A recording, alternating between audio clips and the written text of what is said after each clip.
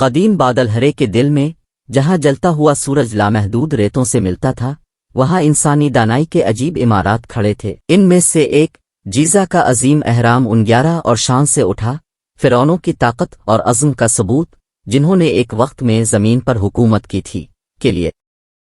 جب سورج نے اپنی سنہری کرنے عظیم عمارت پر ڈالیں تو اہرام کی بنیاد پر ایک ہنگامہ آرائی منظرنامہ پیش آیا۔ کام کرنے والے مزدوروں کی ٹیمیں بے لگومی سے کام کرتی رہیں، جن کی مسلسل محنت سے انبار تیر اٹھا رہے تھے۔ پسینہ ان کی پیشانیوں پر چمک رہا تھا جبکہ وہ نگرانوں کی نگاہ میں کام کرتے رہے۔ ان کی آوازیں صحرا میں پھیلتی رہیں جب وہ حکم اور حوصلہ افزائی کے لیے چیختے تھے۔ عمل کے دل میں امہت بنیادی معمار اور اہرام کی تعمیر کے پیچھے کا منصوبہ تھا۔ اپنی عمر سے زیادہ علم اور وقت سے پرہیز کرنے والی نظریہ سے امہت نے ہر پہلو پر نظر رکھی، پتھر کی کوری سے لے کر ہر بلاک کی تندرست رکنی کا۔ ایسی ایک عظیم عمارت بنانے کے لیے امہت کو یہ معلوم تھا کہ دقیق منصوبہ بندی اور نوآوری اہم ہے۔ انہوں نے پتھر کی کوری کے لیے حیران کن تکنیکیں ترتیب دیں۔ پتھر کو باریکی سے توڑنے کے لیے پاؤنڈ نگ پتھر اور لکڑی کے ویجز کا استعمال کیا۔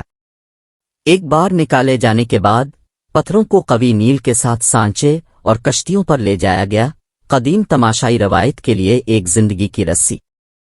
پتھر کے بڑے بلاکوں کو کوری سے عمارت کی جانب منتقل کرنا ایک عظیم کام تھا۔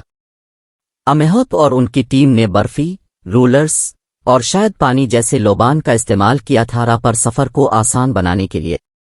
بڑے پتھروں کے لیے انہوں نے لیورز اور کاؤنٹر وسٹس کے نظام کا استعمال کیا تھا تاکہ انہیں اٹھایا اور منتقل کیا جا سکے۔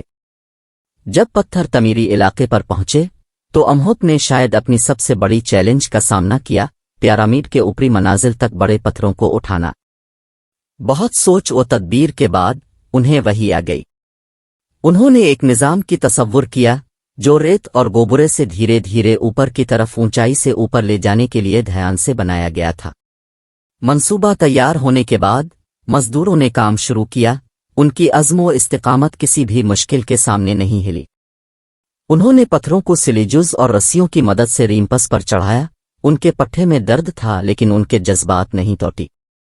ہر پتھر کو ایک دوسرے پر باریکی سے رکھا گیا، پرتوں پر پرتوں، جب تک کہ پیرامید ان کے آنکھوں کے سامنے شکل لینے لگا۔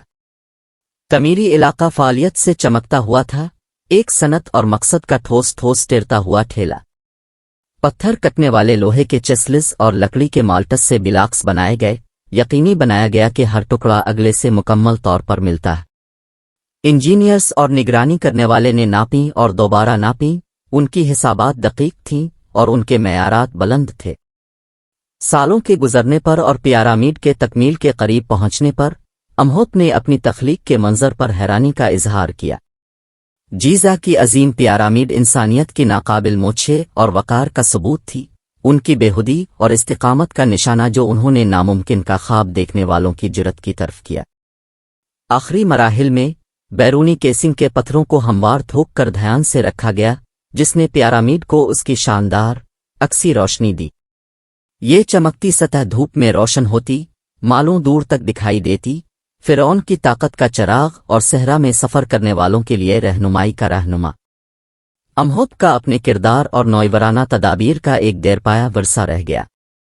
ان کی جیزا کی عظیم پیرامید پر کام انتہائی اعلیٰ معماری اور انجینئرنگ کی مثال قائم کرتا رہا جو ہزاروں سالوں تک تعریف اور مطالعہ کی جائے گی۔